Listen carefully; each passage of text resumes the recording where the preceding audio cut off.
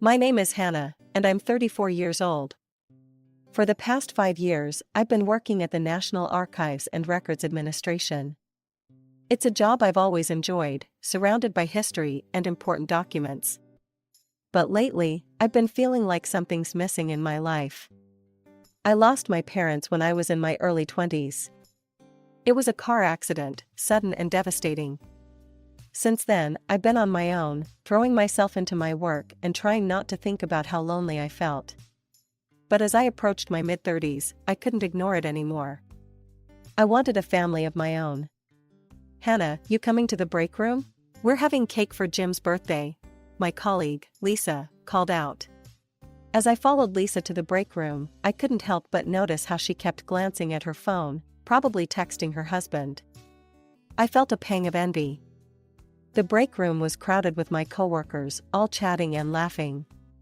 Jim, a balding man in his 50s, was cutting the cake. "Here you go, Hannah," he said, handing me a slice. "You know, my nephew's about your age. Single too. Maybe I should introduce you to?" I forced a smile. "Thanks, Jim, but I'm okay." This wasn't the first time a coworker had tried to set me up. I'd been on a few dates with guys from work, but they all seemed, well, not what I was looking for. Too focused on their careers, or too immature. I wanted someone stable, someone who understood the value of family. Later that day, as I was organizing some files, my supervisor, Mr. Johnson, approached my desk. "Hannah, I've got a new case for you. A farmer from upstate is looking for information on a neighboring plot. Says it's abandoned and he wants to buy it. Think you can handle it?" I nodded. "Of course, Mr. Johnson. I'll get right on it." "Good. He'll be coming in tomorrow morning. His name's Daniel Miller." As Mr. Johnson walked away, I couldn't help but feel a little excited. A farmer. That was different from our usual clients. I wondered what he'd be like. The next morning, I arrived at work earlier than usual. I'd spent extra time on my appearance, though I tried to convince myself it was just another day. As I settled at my desk, my colleague Lisa gave me a knowing look. "Someone's looking nice today," she teased. "Hot date?" I rolled my eyes. "No, just meeting a new client. A farmer looking for property records." Just then, Mr. Johnson appeared with a man I assumed must be Daniel Miller. My jaw nearly dropped. This was not the old, bearded farmer I'd imagined. Daniel was tall, probably in his early 40s, with salt and pepper hair and kind eyes. He wore jeans and a plaid shirt, looking somewhat out of place in our office full of suits. "Hannah, this is Mr. Miller," Mr. Johnson introduced us. "He'll be working with you on finding those property records." Daniel extended his hand. "Please, call me Dan." "It's nice to meet you, Hannah." His handshake was firm, his hands calloused from hard work. I felt a flutter in my stomach that I quickly tried to squash. "Nice to meet you too, Dan. Shall we get started?" As we settled into my workspace, I couldn't help but notice how Dan's presence seemed to fill the room. He had a quiet confidence about him that was intriguing. "So, tell me about this property you're interested in," I prompted, trying to keep things professional. Dan leaned forward, his eyes lighting up. "It's the plot next to my farm. Been abandoned for years. I'm hoping to expand, maybe start an orchard. But first, I need to track down the owners." As he spoke, I found myself drawn in by his passion. It was refreshing to see someone so enthusiastic about their work. We spent the next few hours poring over old property records. Dan was surprisingly knowledgeable, asking insightful questions that made our search easier. As we worked, we fell into an easy conversation. "So, how long have you been farming?" I asked during a lull. Dan's face softened. "Born and raised on a farm. Took over from my dad about 15 years ago. It's not always easy, but I love it." There was something in his tone that made me curious. "Sounds like there's a story there." He hesitated for a moment. "Well, it's just me and my boys now. My wife, she passed away a few years back. My heart clenched. I'm so sorry, Dan. That must be hard. He nodded, a sad smile on his face. It is. But my boys, they keep me going. They're 7 and 5 now. Great kids. I felt a wave of sympathy wash over me. I lost my parents years ago. I know it's not the same, but I understand loss. The rest of the day flew by. We made good progress on the property search, but it was clear we'd need more time. As Dan was leaving, he hesitated. Listen, Hannah. I know this is unconventional, but would you like to grab a coffee sometime? To discuss the case, of course. I felt my heart skip a beat. I'd like that, Dan. For the case, of course. Over the next few weeks, Dan and I met regularly, ostensibly to work on his property case. But our conversations often strayed beyond land records and legal documents. I found myself opening up to him in a way I hadn't with anyone in years. One day, as we were wrapping up our work, Dan hesitated. Hannah, I hope I'm not overstepping, but would you like to come out to the farm this weekend? Meet the boys? We're having a little barbecue, nothing fancy. My heart raced. This felt like a big step. I'd love to, Dan. Are you sure the boys would be okay with it? He smiled, his eyes crinkling at the corners. They've been asking to meet you. I may have mentioned you once or twice. That Saturday, I found myself driving out to Dan's farm. The city gradually gave way to rolling hills and open fields. As I pulled up to the farmhouse, I saw Dan and 2 young boys waiting on the porch. Hannah, Dan called out, waving. Come meet the boys. I stepped out of the car, suddenly nervous. The younger boy hid behind Dan's leg, while the older one eyed me curiously. Boys, this is Miss Hannah from the archives. Hannah, these are my sons, Jack and Tommy. Jack, the older boy, stepped forward. Do you really work with old stuff all day? That's cool. I laughed, feeling myself relax. I do. Maybe I can show you some interesting documents sometime. Tommy, still shy, peeked out from behind Dan. Do you like chickens? We have chickens. And just like that, the ice was broken. The boys led me on a tour of the farm, showing me their favorite spots and introducing me to various animals. Dan followed behind, a soft smile on his face. As the day went on, I found myself falling into an easy rhythm with Dan and the boys. We grilled burgers, played catch in the yard, and ended the evening roasting marshmallows over a small fire. As the boys dozed off on a blanket nearby, Dan and I sat in comfortable silence, watching the stars come out. Thank you for today, I said softly. It's been wonderful. Dan turned to me, his face serious. Hannah, I need to be honest with you. I like you. A lot. And I think you might feel the same. But I need you to understand, the boys and I, we're a package deal. It's not always easy, being a single dad and a farmer. I took a deep breath, gathering my courage. Dan, I like you too. And your boys are amazing. I know it won't be easy, but I'd like to see where this goes.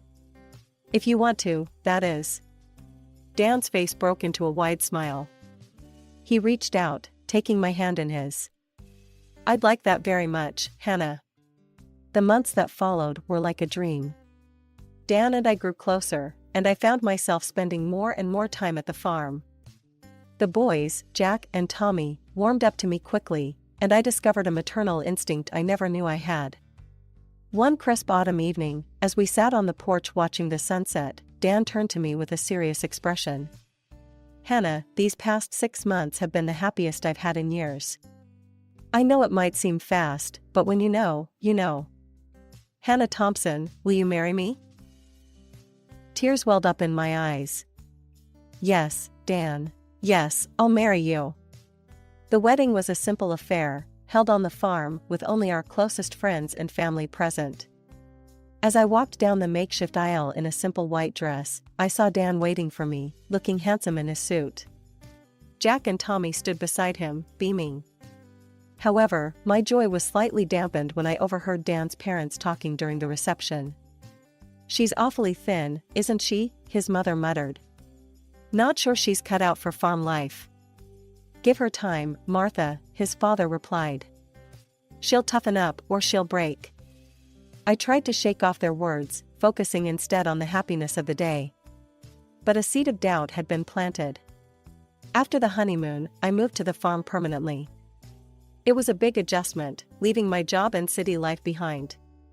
Dan suggested I quit working to focus on the house and children, and I agreed, eager to embrace my new role as wife and stepmother. At first, everything seemed perfect. I threw myself into farm life, learning to cook hearty meals, tend to the vegetable garden, and even help with some of the lighter farm work. The boys seemed to thrive under my care, and I loved reading to them at night and helping with their homework. But as weeks turned into months, I began to feel the strain. The work was endless and grueling. I'd never realized how much physical labor went into running a farm. My hands, once soft from office work, became calloused and rough. Dan's parents, who lived nearby, were frequent visitors. His mother, Martha, took every opportunity to criticize my efforts. "You call this a proper farm breakfast?" She'd scoff at my attempts at cooking. "In my day, we'd have had 3 different kinds of meat on the table by now." I tried to brush off her comments, but they stung. Dan, busy with the farm work, seemed oblivious to my struggles. One particularly difficult day, as I was struggling to wrangle a stubborn cow into the barn, Dan called out from the tractor. "Come on, Hannah, put your back into it. Food doesn't just appear on the table, you know." I bit back a retort, feeling a mix of frustration and hurt. This wasn't the life I had imagined when I said "I do." That night, as I looked at myself in the mirror, I barely recognized the woman staring back at me. I'd lost weight, my hair was a mess, and there were dark circles under my eyes. The manicured nails and styled hair of my city life seemed like a distant memory. As the months wore on, the demands of farm life began to take their toll. I was up before dawn each day, preparing breakfast for Dan and the boys, packing lunches, and then diving into a never-ending list of chores. Feeding animals, cleaning coops and stalls, helping with the crops, it was relentless. One particularly grueling day, I woke up feeling awful. My head was pounding, and I could feel a fever coming on. But as I lay in bed, contemplating calling in sick, to whom, I wasn't sure, I heard a sharp knock at the bedroom door. "Hannah, are you planning to sleep all day?" It was Martha, my mother-in-law. I groaned, forcing myself to sit up. "I'm not feeling well, Martha. I think I might have a fever." She burst into the room, her face a mask of disapproval. "Nonsense. In this family, only death is an excuse not to work. Now get up and make me some breakfast. Then there's work to be done in the yard." Stunned and feeling too weak to argue, I dragged myself out of bed. As I mechanically prepared Martha's breakfast, I could feel my body protesting every movement. "Here you go," I said, placing a plate of eggs and bacon in front of her. She took one bite and grimaced. "Overcooked. But it'll have to do. Now get out there and earn your keep." I stumbled out into the yard, my vision blurry and my body aching. The world seemed to spin as I made my way to the chicken coop. As I bent down to clean it out, a wave of nausea hit me. I barely made it out of the coop before vomiting. Wiping my mouth, I looked up to see Dan watching me from the tractor. "You okay?" he called out. I shook my head weakly. "I think I'm sick, Dan. I need to lie down." He frowned. "We can't afford for you to be sick right now, Hannah. The work needs to get done. Just push through it." Tears stung my eyes as I watched him turn back to his work. I felt so alone, so unsupported. This wasn't the man I'd fallen in love with. That night, as I lay in bed, my fever raging, it was Jack and Tommy who took care of me. They brought me water and cold compresses, their little faces creased with worry. "Are you gonna be okay, Hannah?" Tommy asked, his voice small. I managed a weak smile. "I'll be fine, sweetheart. Thank you for taking care of me." As the boys left the room, I heard Dan's voice in the hallway. "Boys, leave Hannah alone. She needs to rest so she can get back to work tomorrow." In that moment, something inside me snapped. This wasn't the life I wanted. This wasn't the family I dreamed of. I needed to make a change. But just as I'd made this resolution, life threw me another curveball. A few weeks later, as I was getting ready for another day of endless chores, a wave of nausea hit me. But this time, it wasn't from illness. With shaking hands, I took a pregnancy test. As I waited for the results, my mind raced. A baby? Now? How could I handle a newborn on top of everything else? When the test showed positive, I felt a mix of joy and terror. I had hoped for some reprieve from the grueling farm work, but my expectations were quickly dashed. If anything, the demands on me seemed to increase. "You're eating for two now," Martha would say, piling more work on my plate. "That means you should be working for two as well." I was 7 months along when Dan's father approached me one afternoon. "Hannah, we need to clear out the old storage room for the baby. Get to it, will you?" Exhausted and aching, I nodded silently and made my way to the cluttered room. As I sorted through years of accumulated junk, I came across a dusty old box tucked away in the corner. Curiosity got the better of me, and I opened it. Inside, I found a leather-bound book. As I flipped it open, my heart nearly stopped. It was a diary, belonging to Marie, Dan's first wife. I knew I shouldn't read it, but something compelled me to do so. As I began to read, tears started streaming down my face. Marie's words painted a picture of a life not unlike my own: endless work, constant criticism, and a husband who seemed oblivious to her struggles. But as I read on, the entries became darker. "The pain is unbearable," one entry read. "I begged Dan to take me to a doctor, but he says we can't afford it. His parents say I'm just being weak. But I know something is wrong. I can feel it." My hands shook as I turned the pages. The final entry made my blood run cold. "I can't take it anymore. The pain, the work, the loneliness. They won't let me get help, won't even buy me medicine, because it's an unnecessary expense. I'm sorry, my sweet boys, but I can't go on like this. Dan, your parents, this is on you. I hope you can live with what you've done." I closed the diary, feeling sick to my stomach.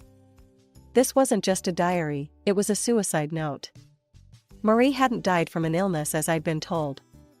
She had taken her own life, driven to desperation by the very people I was now living with. In that moment, everything became crystal clear. The way Dan and his parents treated me, their callousness towards my health and well-being, it wasn't new. They had done this before, and it had cost a woman her life. I carefully hid the diary in my room, my mind racing. I couldn't let history repeat itself. I couldn't become another Marie. 2 months had passed since I gave birth to my daughter, Emily. The joy of motherhood was overshadowed by the relentless demands of farm life. Night and day blurred together as I struggled to care for a newborn while still tending to Jack and Tommy, cooking meals, cleaning the house, and managing the endless chores that came with the animals. One afternoon, as I was hanging laundry outside, I heard raised voices coming from the barn. Curiosity and concern propelled me forward, and I crept closer to listen. "You killed her," Jack's young voice cracked with emotion. "You and Grandma and Grandpa, you killed Mom." The sharp sound of a slap echoed through the air, followed by Dan's furious voice. "Don't you dare say that again, boy. You think you're so smart, huh? Well, if you're too smart for your own good, maybe you don't need school anymore." My heart raced as I listened, frozen in place. Dan continued his tirade, his voice growing louder. "From now on, you'll work on the farm full-time. You'll earn your keep like the rest of us. You don't need an education to work here. You'll learn what really matters, how to put food on the table." I felt sick to my stomach. Jack was only 9 years old. The thought of him being denied an education, forced to work full-time on the farm, it was unthinkable. The next morning, Dan announced he was leaving for a 3-day farm produce fair with his parents. As soon as their truck disappeared down the driveway, I sprang into action. "Jack, Tommy," I called, my voice surprisingly steady. "Pack a bag with your favorite things. We're going on a trip."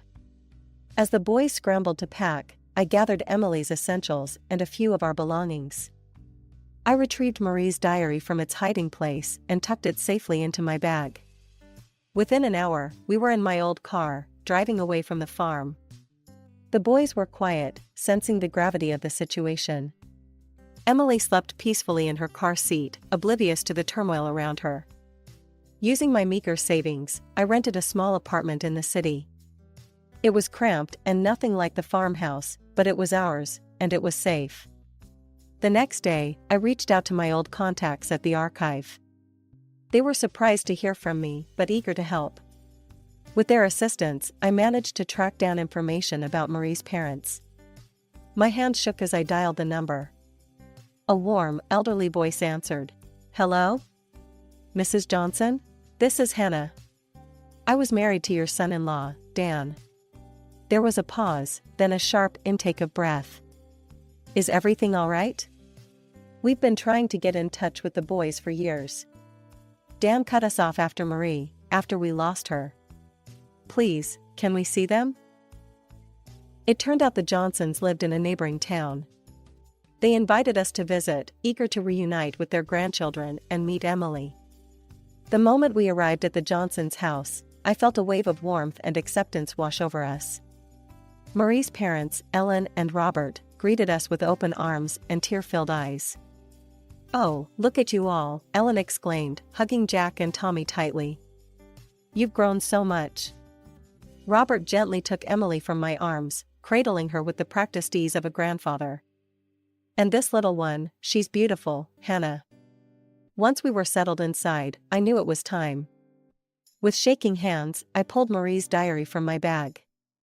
"There's something you need to see," I said softly, holding out the diary to Ellen. As they read, their expressions changed from curiosity to horror to grief. Tears streamed down Ellen's face, while Robert's jaw clenched in anger. "We knew something was wrong," Ellen whispered. "But we never imagined, oh, Marie." Just then, my phone rang. It was Dan. I steeled myself and answered. "Where the hell are you?" he growled. "Get back home now, or I'm calling the police." I felt a surge of courage. "No, Dan. I'm not coming back. In fact, I'll be the one contacting the police. Don't call me again." I hung up, my heart racing. Over the next few days, with the Johnsons' support, I set our plan in motion. I contacted Child Protective Services, providing detailed accounts of the abuse and neglect the children had suffered. Then, clutching Marie's diary, I walked into the local police station. The detective listened gravely as I recounted everything: the forced labor, the medical neglect, Marie's suicide. "This is extremely serious," the detective said. "We'll need to investigate thoroughly. Are you willing to press charges?" "Yes," I replied without hesitation. "For all of us." What followed was a whirlwind of activity. Dan and his parents were arrested and brought in for questioning. The farm was searched, and more evidence of abuse was uncovered. The boys were interviewed by child psychologists, bravely recounting their experiences. It was heart-wrenching to hear their stories, but I was so proud of their courage. Finally, after months of legal proceedings, we found ourselves in the courtroom for the final verdict. I sat between Ellen and Robert, holding Emily close, with Jack and Tommy on either side of us. The judge's voice rang out clearly. "In light of the overwhelming evidence, this court finds the defendants guilty of child abuse, neglect, labor exploitation, and criminally negligent homicide in the death of Marie Johnson."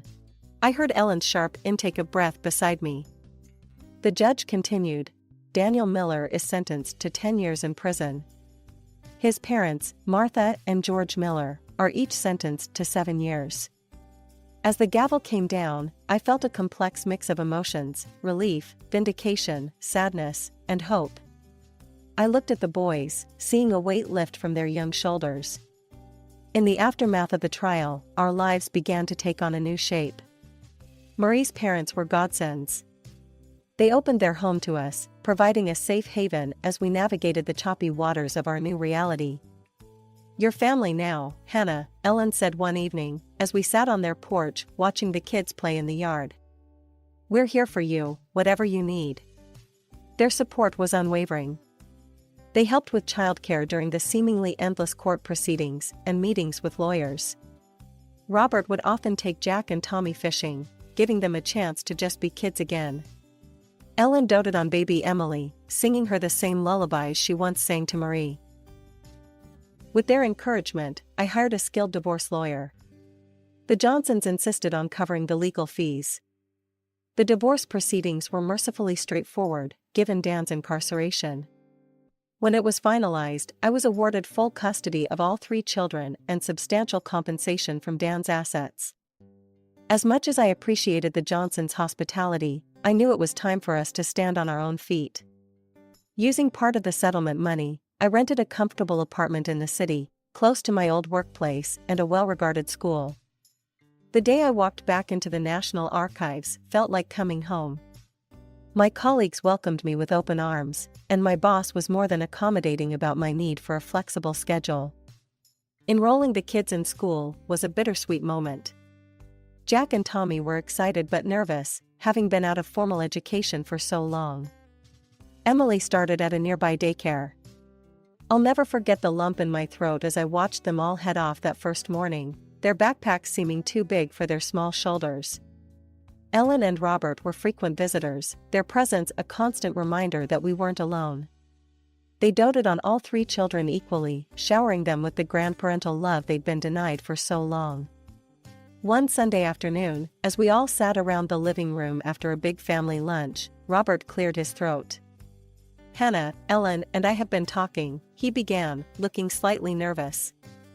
"We've updated our will.